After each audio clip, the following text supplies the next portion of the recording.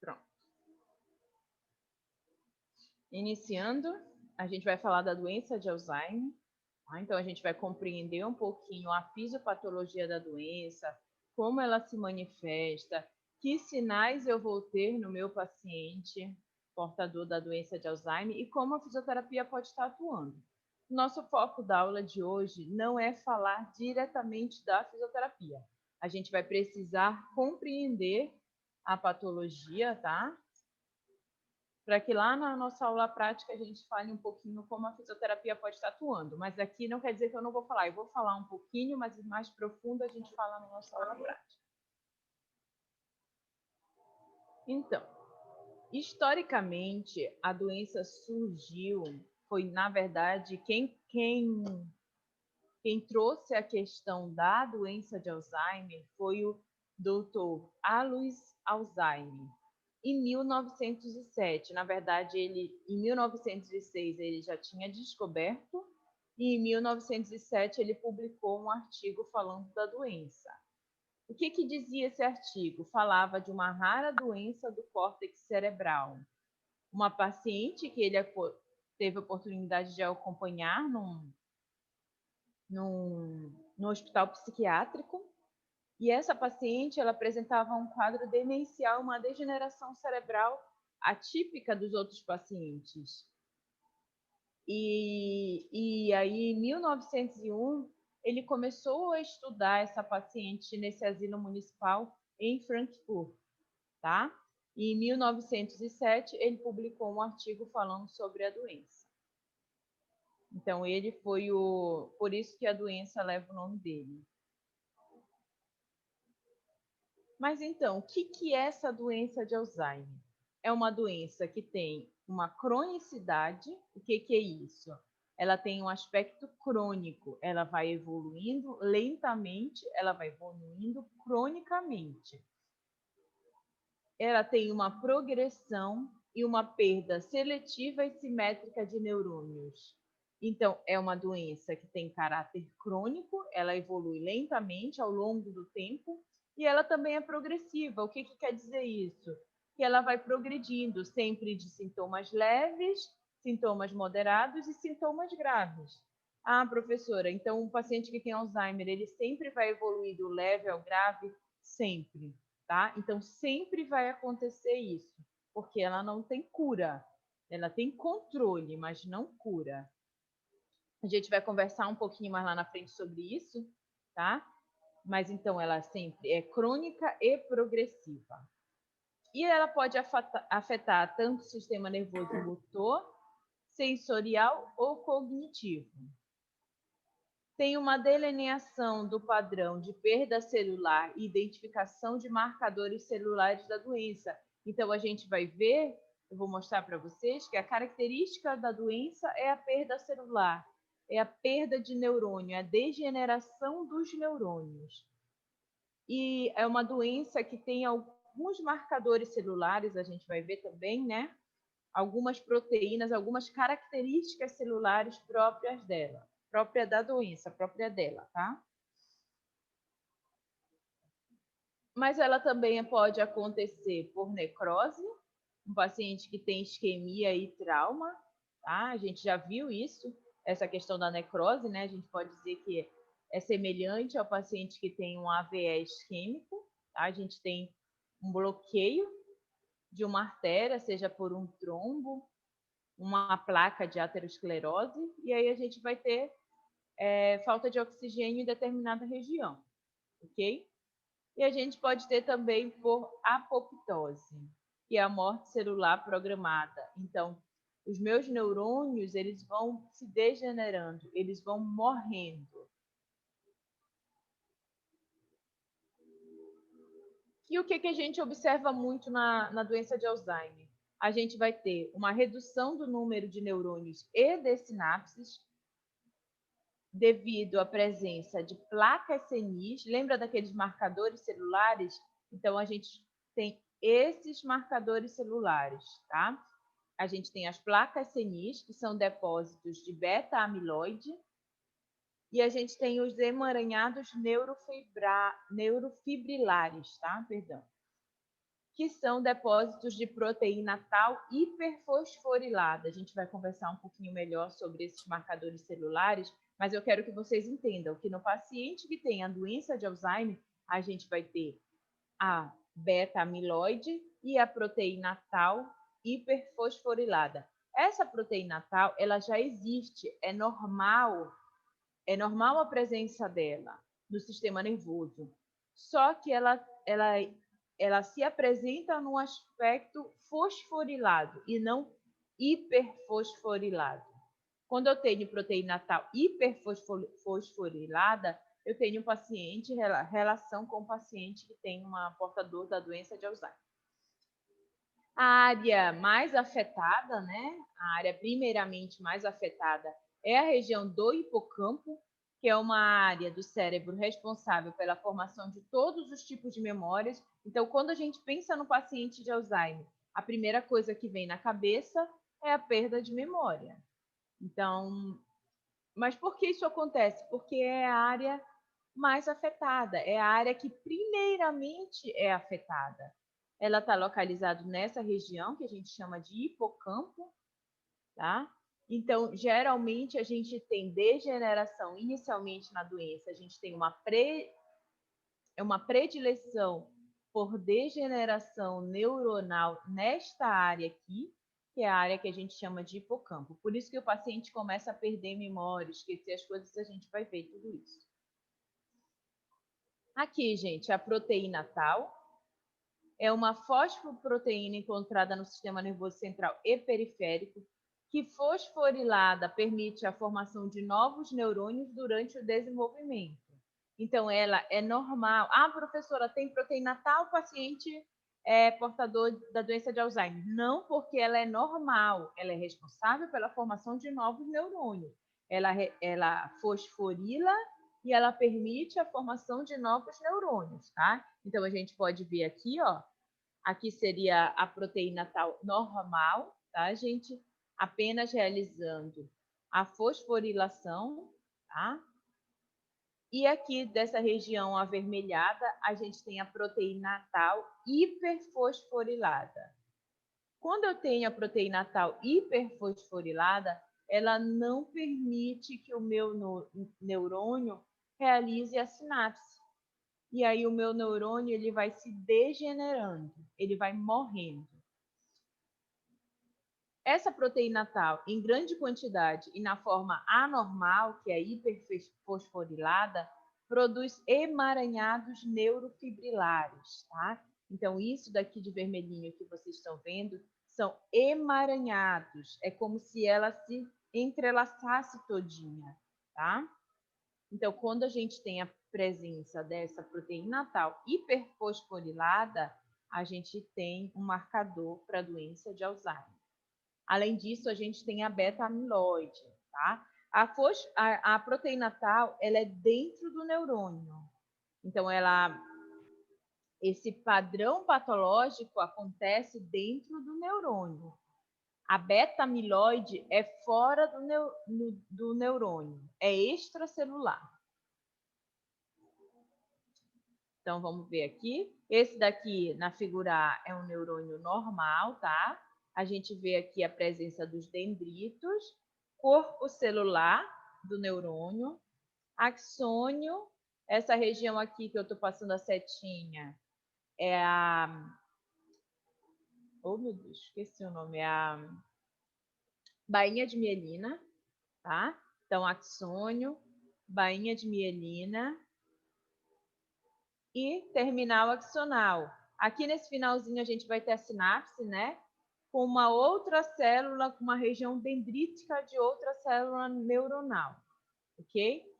Quando a gente tem um paciente portador de Alzheimer, a gente vai ter isso. Então, dentro, na região intracelular, a gente vai ter a proteína tal hiperfosforilada, que a gente chama de emaranhados neurofibrilares. Então, é isso daqui que vocês estão vendo, ó. Ela vai formando um monte de emaranhados e esse neurônio não consegue realizar a sinapse.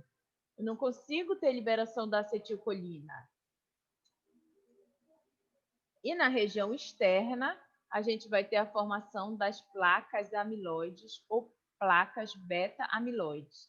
Então, essas placas elas são formadas na região extracelular. Esses dois são marcadores celulares para paciente portador da doença de Alzheimer. Vamos ver de novo aqui, tá?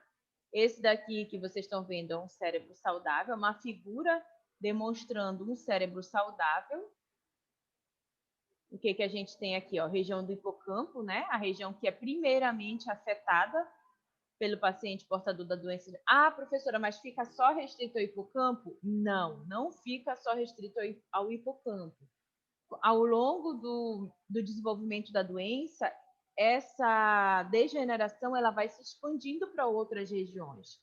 Por isso que o paciente lá na fase terminal é um paciente que não realiza mais AVDs, ele tem alterações motoras, sensoriais, disfunção vesical, certo? Então, ele tem outras alterações que fogem da região do hipocampo porque é uma doença neurodegenerativa. Então, inicialmente, ela começa na região do hipocampo, mas na fase mais avançada, ela já se espalhou para outras regiões. Então, aqui a gente tem um neurônio saudável, né? Um axônio. Olha aqui a proteína tal. Ela é normal, tá, gente? Então, se vocês, de repente, se vier na prova, proteína tal associada à doença de Alzheimer, não é para marcar como patológico, ela é normal, ok? Então, a existência dela é normal, ela é precursora de novos neurônios. Quando ela fosforila, ela é precursora de novos neurônios. Aqui a gente vai ver um paciente portador da doença de Alzheimer. Então, nesse paciente, a gente observa um encolhimento acentuado, encolhimento grave da região do hipocampo. Então, pensando no hipocampo, ele é a primeira área afetada, tá? Então, cada vez mais ele vai encolhendo, certo? A gente tem uma região de ventrículo dilatado, então a gente tem encolhimento do córtex cerebral também, tá? Por isso que a gente tem outros sintomas além dos sintomas relacionados à memória. E o que que a gente observa dentro do neurônio? A gente observa esse emaranhado, né? Tá? Que a gente chama de proteína tal hiperfosforilada e a presença extracelular das placas beta-amiloides, tá?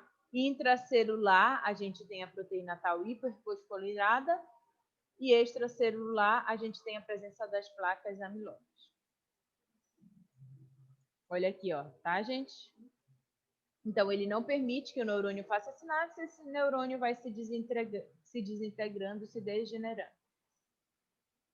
Aqui é um corte histológico, né? A gente observa a placa senil, a presença da beta-amiloide, ok?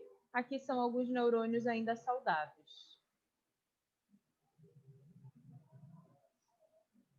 A doença, ela é uma doença que vai ocorrer um processo inflamatório que aos poucos resulta em morte de neurônios. Então, por que tudo isso? Porque essa doença ela tem um caráter inflamatório. Por isso que a gente tem a formação dessas placas e esses neurônios eles vão se degenerar. A destruição neuronal ela vai se iniciar numa porção do lóbulo temporal que a gente denomina de hipocampo, por isso que o paciente inicialmente ele tem alterações de memória. Só agitar aqui. Opa, pronto. Por isso que ele tem inicialmente alterações de memória, porque a região do hipocampo é responsável pela parte da memória.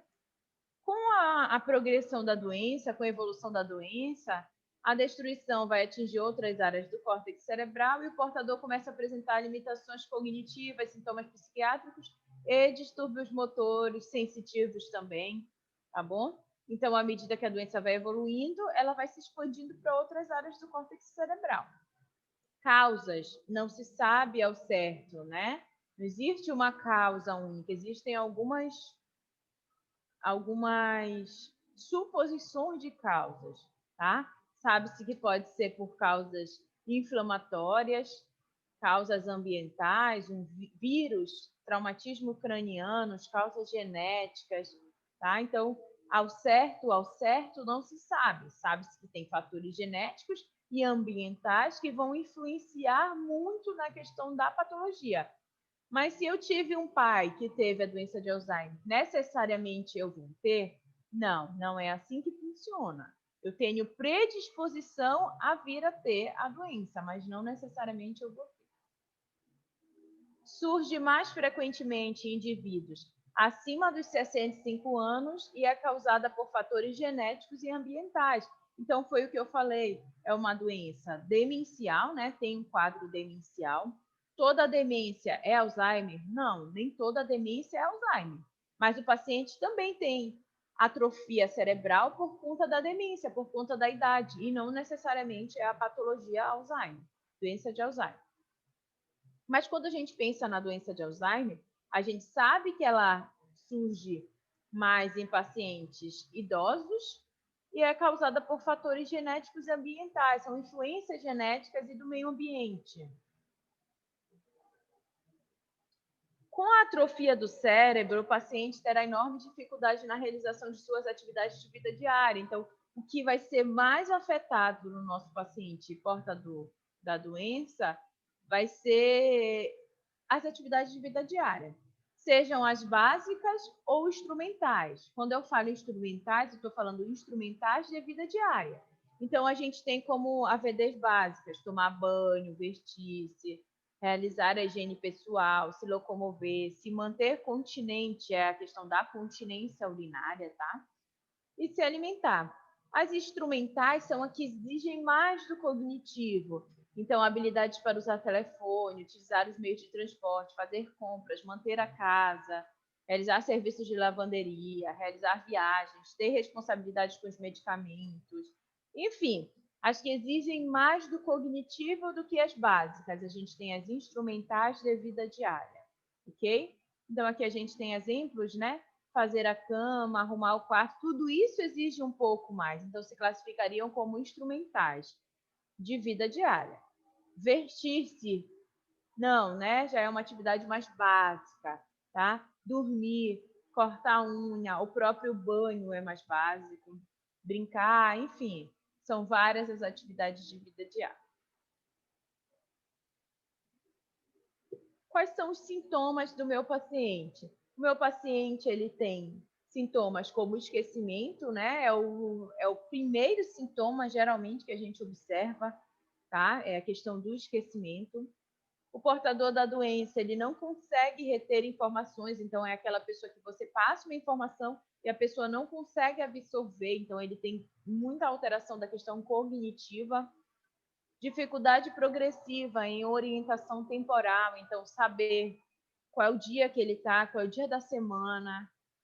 Desorientação espacial, a desorientação espacial ela está relacionada com o espaço, com o meio ambiente. Então, se eu estou aqui dando aula, eu não sei que eu estou aqui dando, eu não sei que eu estou neste local dando aula. Então, de repente, eu estou numa praia, eu estou numa igreja, tá? Então, essa desorientação espacial. Dificuldade na linguagem, alteração de linguagem, a questão das afasias e alterações de comportamento. Então, muitos pacientes ou cuidadores, né, relatam que o paciente ele se torna agressivo, tá? Então, era um paciente calmo, que de repente se tornou agressivo, apático, ok? Então, são todo depressivo, são todas essas alterações de comportamento. Mas, para a gente entender tudo isso, a gente precisa entender o que é a cognição. O que é essa cognição tão afetada no paciente de Alzheimer? A cognição ela é um conjunto de capacidades mentais relacionadas à aquisição, ao processamento, à compreensão e o armazenamento de informações, bem como a seleção, inibição e emissão de respostas relacionadas à solução de problema do cotidiano. A gente utiliza a cognição o tempo todo. A cognição ela não está relacionada somente ao aprendizado, tá? Ela está relacionada ao aprendizado, ao entendimento, ao armazenamento, ao que eu consigo armazenar, o que eu consigo compreender, o que eu consigo emitir de resposta. Então, é compreender, julgar e emitir uma resposta. Então, a cognição, ela vai muito além do próprio aprendizado, tá? E quando eu tenho um paciente portador da doença de Alzheimer, eu tenho alterações cognitivas muito graves, principalmente no início da doença. Está relacionado também com a memória, tá? Então, no início da doença, eu tenho alterações cognitivas muito graves, que vão evoluindo cada vez mais, vão piorando cada vez mais. Então, a cognição, como eu falei para vocês, está relacionado com a memória, né? Que seria a capacidade de armazenar informações. Tem função executiva, que é a capacidade de tomar decisões, de avaliar tarefas complexas. Também está relacionado com a linguagem, se eu consigo compreender e se eu consigo me expressar, se eu consigo compreender alguém falando e se eu consigo me expressar. Está relacionado com a apraxia, já falei para vocês o que era apraxia, né? Tá? São atos que a gente aprendeu quando era criança, são atos que a gente aprendeu ao longo da vida. Então, é essa capacidade de pôr em prática o que eu já aprendi. É a capacidade de executar um ato motor. Também está relacionado com a gnosia, que é a capacidade de reconhecer e dar significado aos estímulos captados pela parte sensorial. Tá? Então, se eu pego neste álcool, eu sei que ele está guardado numa garrafa de plástico. Então, é essa capacidade, através da parte sensorial, de reconhecer os objetos. E a função visoespacial, que é a capacidade de localização no espaço. Então, quando a gente pensa em cognição, a gente não pensa só no aprendizado. Ah, cognição, é só aprendizado. Não. Olha só tudo que está relacionado com cognição. Memória, planejamento, atividades complexas, linguagem, apraxia, que é a capacidade de pôr em prática o que eu já aprendi, gnosia, a parte sensorial, e o espaço, saber como eu estou localizada no espaço. Tudo isso é cognição. A apresentação mais comum da doença de Alzheimer é a amnésica. Então, como a gente é normal, é como o paciente chega para você, como o paciente chega para o médico. É o paciente que começou a esquecer. Quando a gente pensa em Alzheimer, a gente pensa em amnésia, a gente pensa nessa capacidade de esquecimento. A gente pensa na memória. Geralmente, a mais comprometida é a memória recente.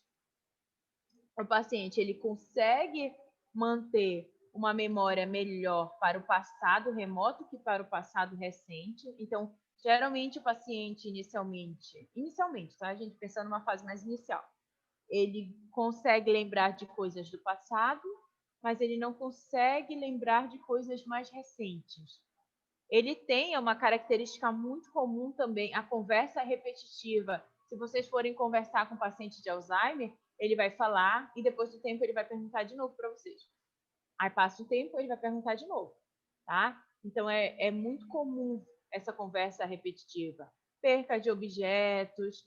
Caso o paciente saia desacompanhado, ele tem facilidade para se perder. Tudo isso são características comuns da doença de Alzheimer. Existe um fator genético, né? Sabe-se que uma mutação dos genes chamados de PSN1 e PSN2, assim como a proteína APP, que é uma proteína precursora de amiloide, eles estão relacionados à doença de Alzheimer. Sabe-se disso, né? A genética já está bem avançada.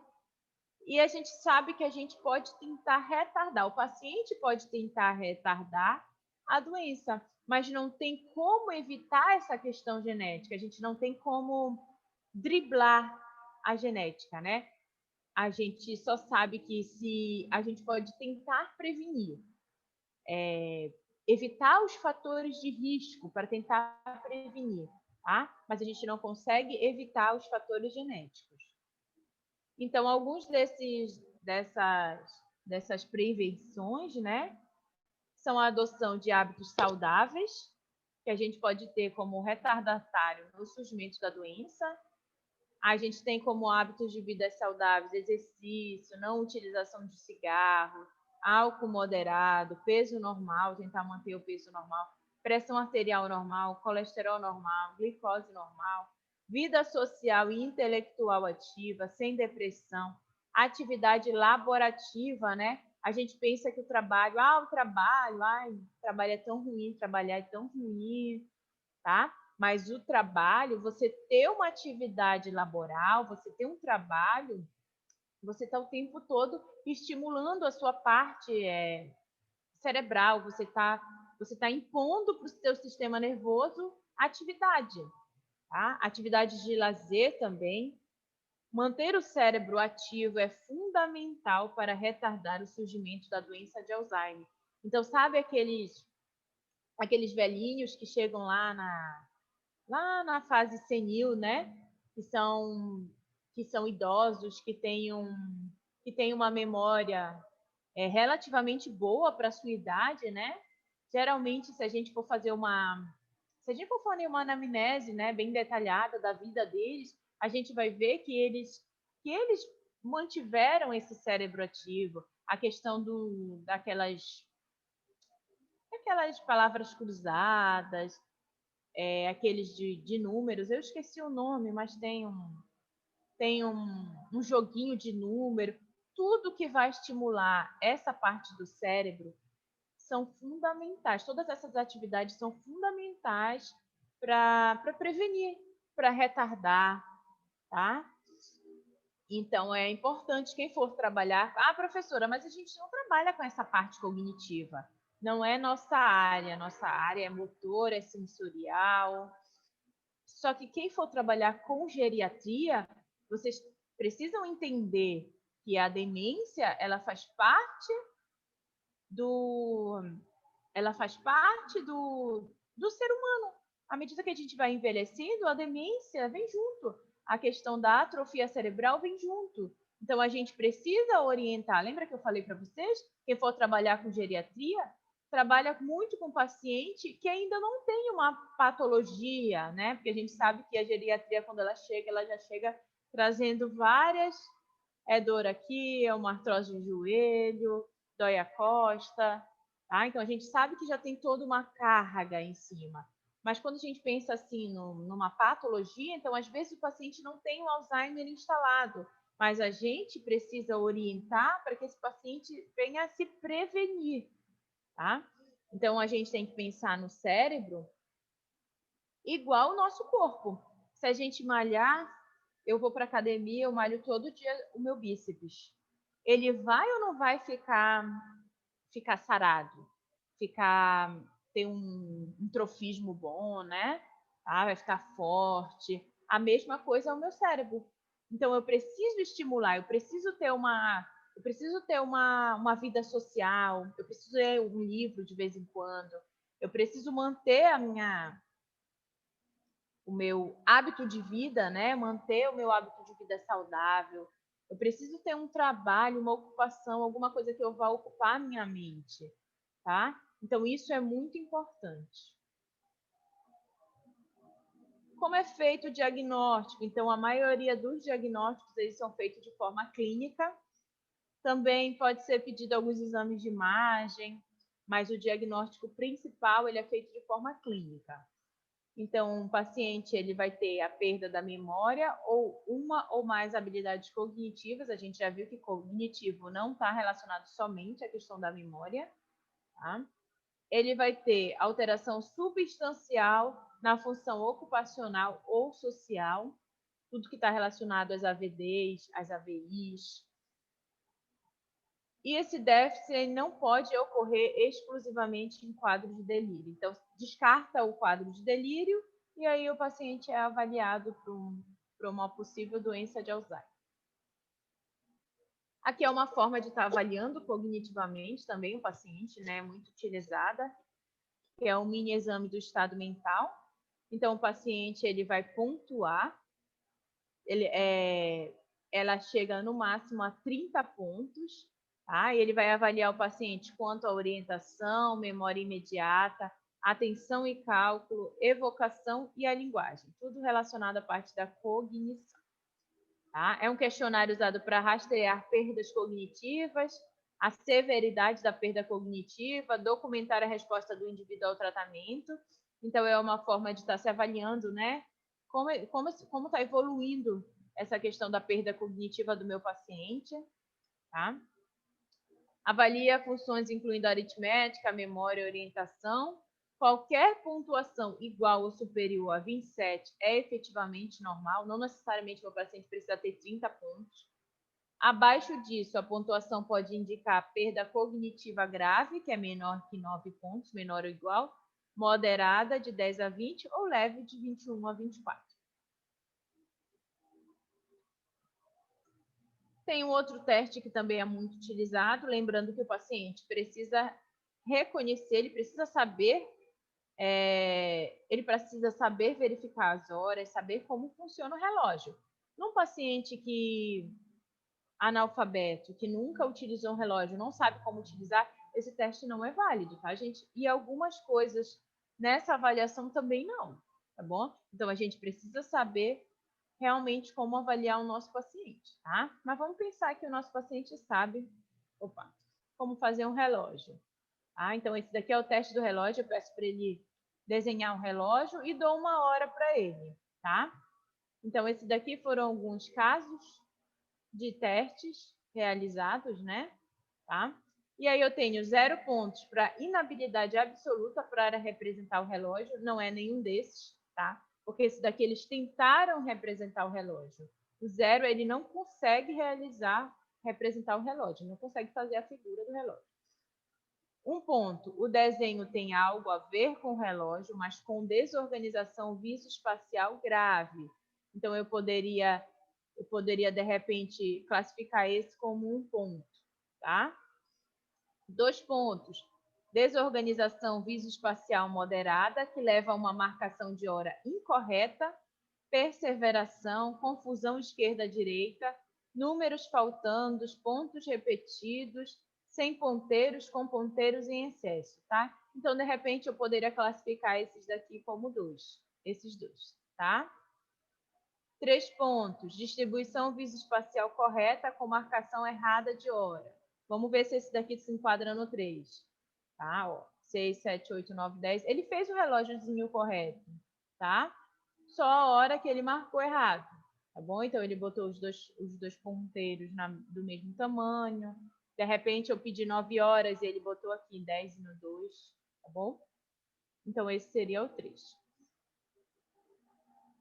Aqui, 4 pontos. Pequenos erros espaciais, seria mais ou menos esse relógio aqui, tá?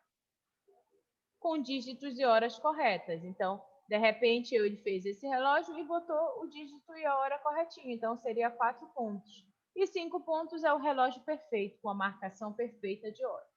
Ok? Esse é o teste do relógio. Aqui é um exame, né? Tá? Aqui mostrando é o PECT, que a gente chama de PECT.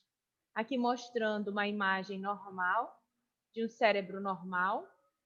Aqui um paciente que tem comprometimento cognitivo leve.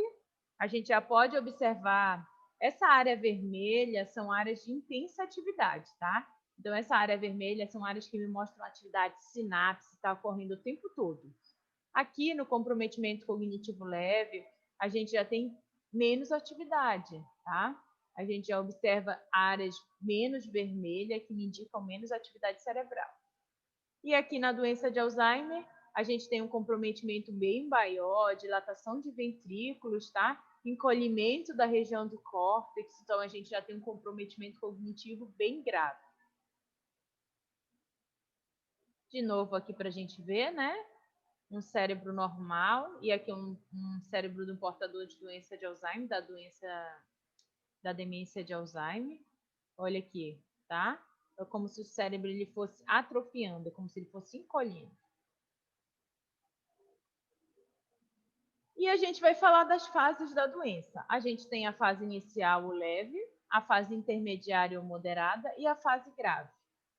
Na fase inicial, o paciente ele é capaz de compreender seu diagnóstico e pode participar de decisões futuras, mas ele tem esquecimento e dificuldade de comunicação, como não conseguir achar uma palavra ou dar continuidade a uma conversa, são coisas frequentes, mas essa é dita fase leve. Nessa fase, alguns indivíduos podem continuar suas atividades usuais, enquanto outros ficam passíveis e abandonam, tá? Então, depende muito do paciente. Tem pacientes que conseguem manter suas atividades, outros não.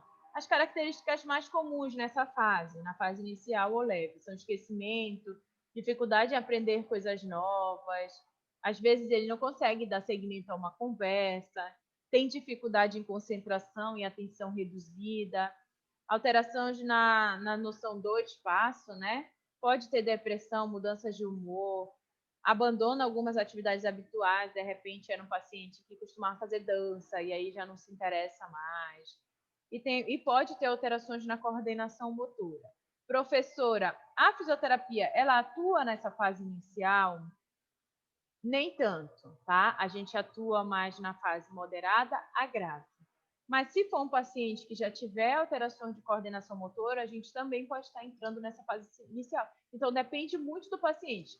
Todo paciente na fase inicial vai ter esses sintomas? Não, isso é muito variável. Vai muito de organismo para organismo.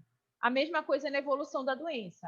Eu tenho um paciente que iniciou há 5 anos e outro também que foi diagnosticado há 5 anos com a doença e o outro também. O paciente A, que foi diagnosticado há 5 anos, ele ainda está na fase moderada. E o meu paciente B, que foi diagnosticado há 5 anos, ele já está na fase grave. Então isso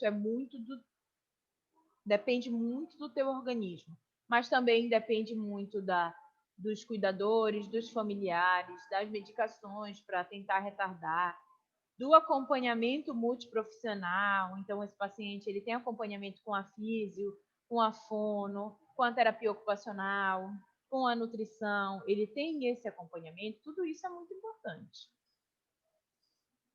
Na fase moderada ou intermediária, eu vou ter uma deteriorização da memória, que faz com que o paciente esqueça dados de sua história pessoal e não reconheça familiares e amigos. Então, nessa fase, o paciente ele já não tem mais aqueles esquecimentos mais breves. Ah, eu esqueci onde eu deixei o dinheiro, eu esqueci aquilo. Ele já tem um esquecimento mais intenso. Ele já esqueceu dados da história pessoal, já não lembra mais dos familiares, não lembra mais dos amigos. O paciente ele vai ter uma desorientação espacial e temporal, aliada à confusão relacionada às alterações de memória recente, que vão gerar uma necessidade de cuidados para muitas atividades diárias. Então, esse paciente na fase moderada já é um paciente que demanda de um cuidado maior, tá? É um paciente que não pode ficar tanto tempo sozinho, é um paciente que não pode sair mais sozinho. O paciente ele tende a envolver-se menos nas atividades, agir de forma estranha ou repetir uma mesma palavra ou ação incessantemente. Então, aquele paciente que te pergunta várias vezes no dia a mesma coisa, tá? Os sintomas, os principais sintomas são agravamento de memória, né, alterações graves de memória, incapacidade de reconhecer parentes e amigos, esquecimento de dados referentes à história pessoal dele mesmo, mudanças de personalidade, então são pacientes que se tornam agressivos, apáticos, apresenta quadros de confusão mental, tá, gente? Ansiedade, tristeza ou depressão, apreensão e desconfiança, às vezes relacionados aos delírios, raiva, hostilidade e agressividade são sintomas comuns nessa fase intermediária. Também ele pode ter alterações de sono, né? Não tem aqui, deixa eu ver se tem no outro, tá? Atos repetitivos, desorientação no tempo e no espaço, aqui a gente já está falando da fase intermediária. Desinibição e comportamento inadequado, isso é muito comum, tá? A gente chegar para atender paciente e aí ele começar a chamar nome, ele falar palavras obscenas, tá? Então, eu quero que vocês tentem procurar entender. Não se chateiem assim à toa, porque entendam que é da patologia do paciente. Ele se tornar, às vezes, agressivo, às vezes, ele, inclusive, até te ofende, tá? Então, a gente conversa, claro, tem que explicar para ele, mas, assim, entendam que é da patologia, tá? Então, não fiquem chateados, tentem compreender, tá?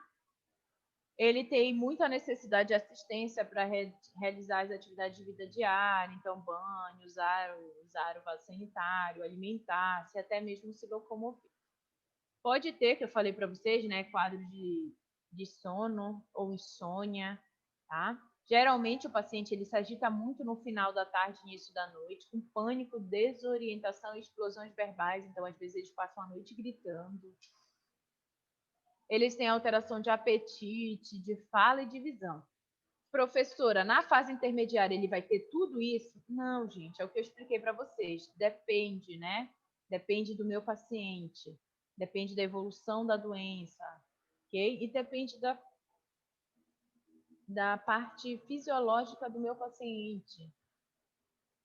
E a última fase, a fase mais grave, o paciente ele é incapaz de relembrar coisas. Muitos pacientes já não se comunicam, já não conseguem se expressar verbalmente, não realizam sequer nenhum tipo de atividade, eles são totalmente dependentes.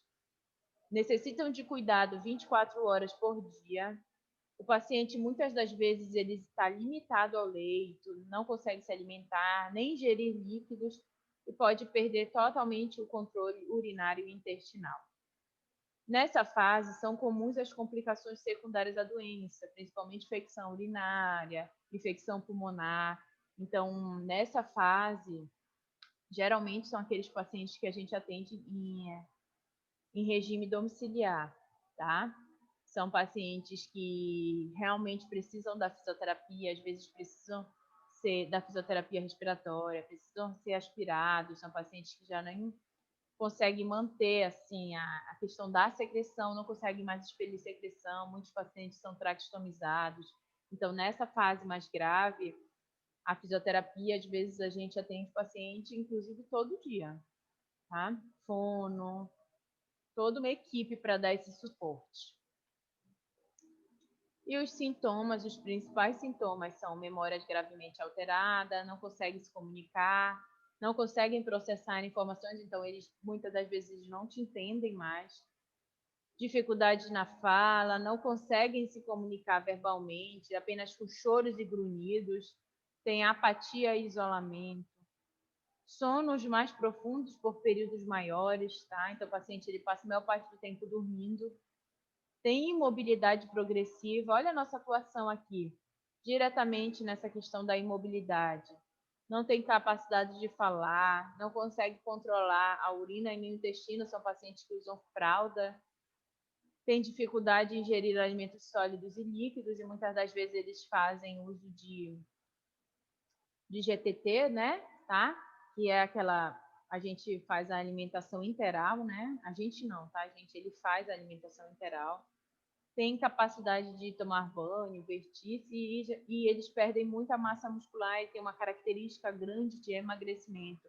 Às vezes o familiar, o cuidador fala, fulano era tão forte assim, e eles ficaram tão magrinhos, então eles perdem muita massa muscular, muito trofismo, ok? E aí a gente encerra por aqui a nossa aula de doença de Alzheimer. Eu vou encerrar a aula e a gente vai abrir para as perguntas, para dúvidas, tá? Só um instantinho, deixa eu pausar aqui a aula.